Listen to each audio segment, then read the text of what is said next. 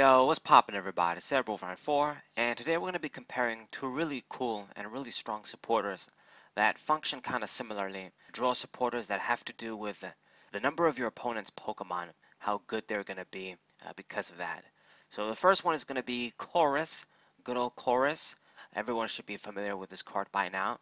I can't believe I'm going to say this, but this is almost like an old school card at this point. Not really, but I guess in the eyes of many other people, the plasma sets are old in a way. And then the other lovely card is Erika's Hospitality. Very, very nice.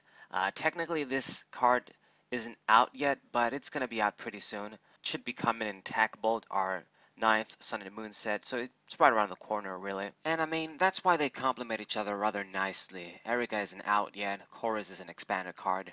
But anyways, so Erika is definitely going to be very, very strong and definitely going to be used in standard. It basically outclasses all of the other straight supporters like Mars, Kukui, even with the added effects like Kukui where you can do like 20 more. The the number of cards you can potentially draw with this card outclasses that guy so much. And this is a great supporter that I think is very needed in our metagame. I really want a good supporter that's going to fetch me a lot of cards now that we don't have Sycamore and Juniper. However, in Expanded, things are a bit trickier because we have Chorus. Chorus, obviously, what he does is that for each number of bench Pokemon, both yours and your opponent, you draw a card. You shuffle and draw. So when both of you have 5 Pokemon on your bench, you can draw the crazy 10 cards. When this was released, there was really no other shuffle and draw supporter that could give you this number. And with Skyfield, things got even crazier. When both players have a lot of Pokemon down thanks to Skyfield, you can basically draw like millions of cards. You might even deck yourself out if you're not careful. There's no limitations, there's no costs, so you can actually use this when, let's say, nobody has a lot of Pokemon in general and maybe prevent yourself from decking out. Very rare, but it's something that you can do. And even if your opponent doesn't have a bunch of Pokemon down, and if you have like 5, you can still draw a few cards. And if they just have, let's say, 1, then you draw 6, it becomes kind of like a Cynthia. So, it relies a lot on your opponent, but if you fill your bench, at least it becomes a decent little card anyway. Early, it can be very bad, and that's why Core is never really like your standard supporter, even in Expanded.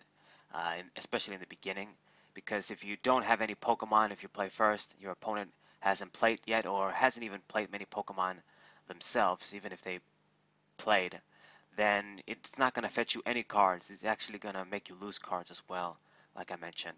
So that's basically the only drawback of the Chorus, is that it's not very good immediately many times. It's more of a mid-game, late-game card. Good card to recycle with Via Seeker when there's a lot of Pokemon down, the field has been established, and then you just want to draw a lot of cards, shuffle and draw, then you use a card like this. It's also a Plasma card for those that forget. Plasma decks are kind of irrelevant right now. I can't believe I'm going to say this, but that's a bit sad. Maybe because I want to try the deck out for once, now that I have a lot of the cards. But that's beside the point. The Plasma decks can actually, they have a few cards that let you take advantage of the fact that this is a Plasma supporter. Like I think there's like the Ninja Dudes. You can grab this from the discard pile. There should be some other cards that help you fetch this card, regulate this card, what have you. But anyway, just thought I'd mention that. But that's Chorus in a nutshell. Very good.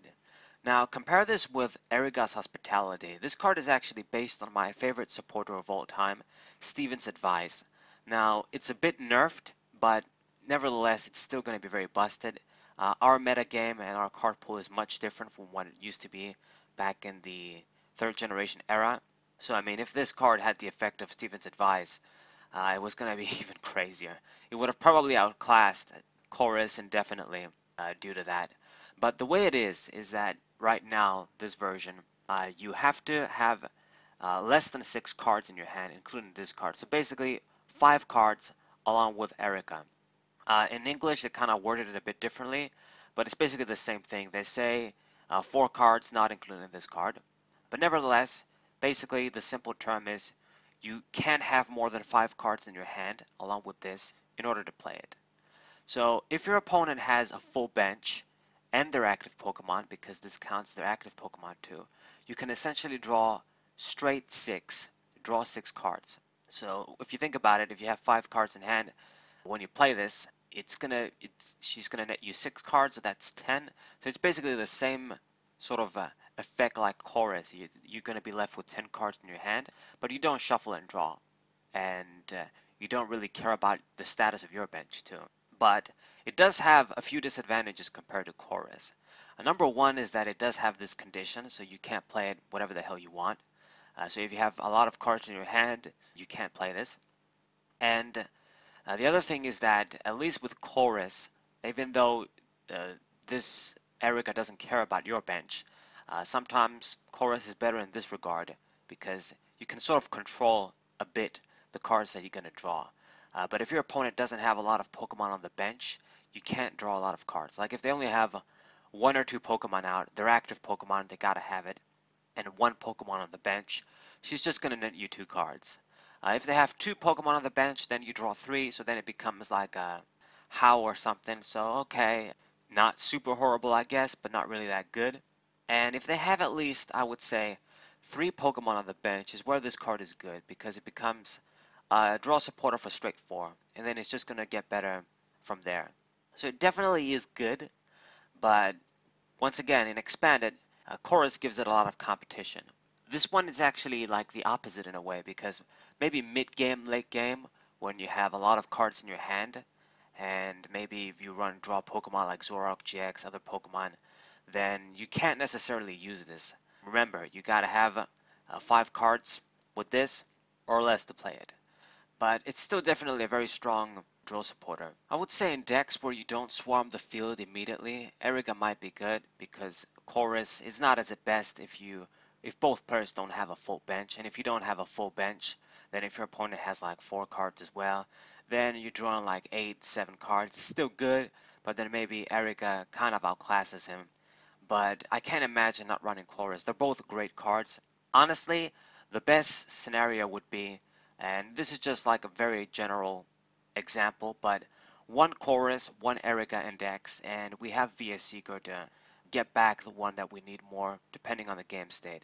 Of course, depending on decks, you might run more of each or drop one completely, but like in just, let's say, a standard deck with a standard skeleton, 1 Chorus, 1 Erika, when she gets released, she's going to be awesome, is the best way to go. They're both great cards. They both have their advantages and disadvantages, and one is kind of maybe more reliable early as well and late in the game, and Chorus is very, very reliable mid-game and late game, and maybe sometimes not so much in the beginning. You could very well just start the game, and by turn 2, Chorus is going to fetch you 10 cards and stuff. So always keep that in mind. But that's basically the comparison. Both cards are very, very strong, and Erika is going to be a much needed card in Standard. Very, very good. Glad is on a cool chick as well. My traditional Japanese lady, Erika from Gen 1. Nice, nice. But anyways, hope you guys enjoyed this video. I hope you guys subscribe and leave a like. Share this video with your friends. My channel is an excellent hub for all things Pokemon TCG. You're bound to find something for your interest, both contemporary and retro. Other than that, thank you guys for watching. Zero94, and we'll say